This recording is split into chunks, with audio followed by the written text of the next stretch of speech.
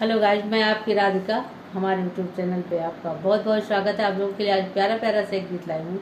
जब शादी नई नई होती है तो पहला पहला दिन जब होता है तो देखिए दुल्हन दूल्हे के रिश्ते में कैसे जो है मिठास होती है, किस तरह से होती है और एक दुल्हन क्या कहती है। तो आप लोग सुनिए और आनंद लीजिए। खूब लाइक करिए, खूब शेयर करिए। अच्छे अच्छे गीत लाते रहूँगे, आप लोग सुनिए। बियाही के पियवाल घर वालाई आए जी, बियाही के पियवा घर वालाई आए जी। होत आधी रात पियवा केवड़ी खटखटाव जी, होत आधी रात पियवा केवड़ी खटखटाव जी। सुहाग के दहिया पियवा अल्पसु कुमारी जी। अब ही ताऊ मोरे पिया पीटा जिनके माड़ी जी, अब ही तो मोरे पियवा पीटा जिनके माड़ी जी। सुहागा के दिन पियवा अल्पसु कुमारी जी।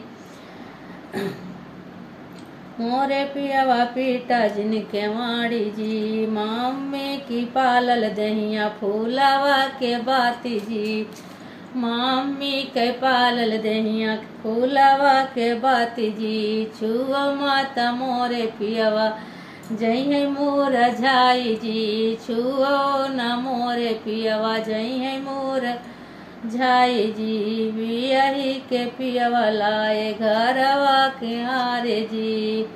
होत आधी रात पियवा पीट के माड़ी जी।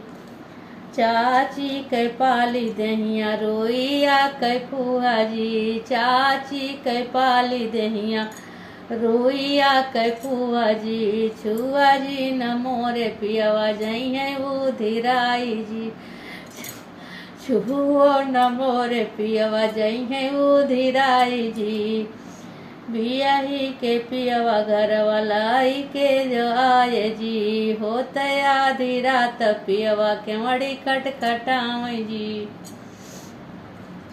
आबाही तो मोरे पियवा अल्पसु कुमारी जी, आबाही तो मोरे पियवा अल्पसु कुमारी जी।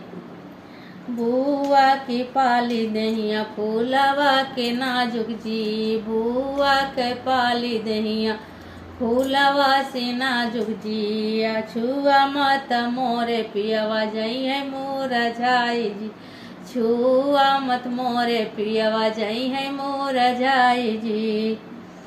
बियाही के पियवा घर वालाई आए जी। होत आधी रात पियवा केवड़ी खटखटाव जी, होत आधी रात पियवा केवड़ी खटखटाव जी। आधी रात पियवा केवड़ी खटखटाव जी। सखिया संग सहेली पियवा घूमत खेलत रहिले, गुना नाही कुछऊ सीखी हम पायो जी। आबाही तो पियवा मोरे जई बरी सियाई जी, आबाही तो मोरे पियवा जई बरी सियाई जी।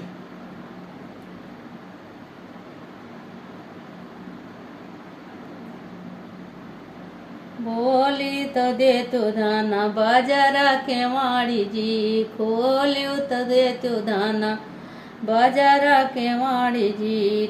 बाह का तो तू का तो रखब दाना, रानी सुकुमारी जी तू का तो रखब दाना, महलो के रानी जी।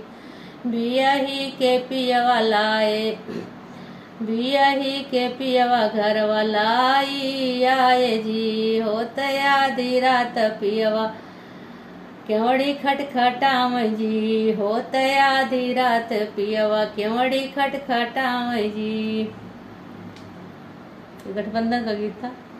कैसा लगा जरूर बताइए।